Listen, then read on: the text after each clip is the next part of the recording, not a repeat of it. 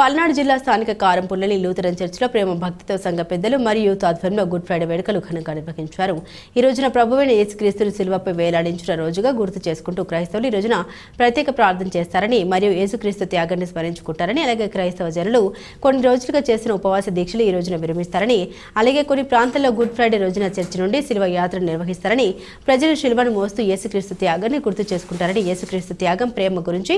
బోధించబడుతుందని ఈ సందర్భంగా క్రైస్తవ సంఘ పెద్దలు తెలిపారు. ఈ కార్యక్రమంలో సంఘ పెద్దలు, మహిళలు తదితరులు పాల్గొన్నారు.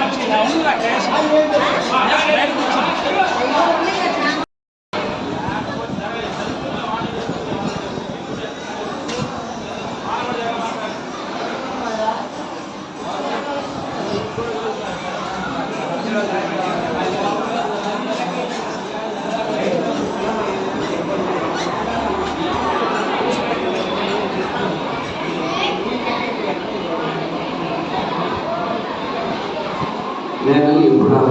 మీరు వచ్చేసి వచ్చిన ఒకరు వచ్చి వాళ్ళ కార్యక్రమం చేయాలని పరిశుద్ధైన యోహాను సువార్త 19:21 అటు తర్వాత సమస్తమును అప్పటికి సమర్థమైన యేసు ఎరిగి లేఖనం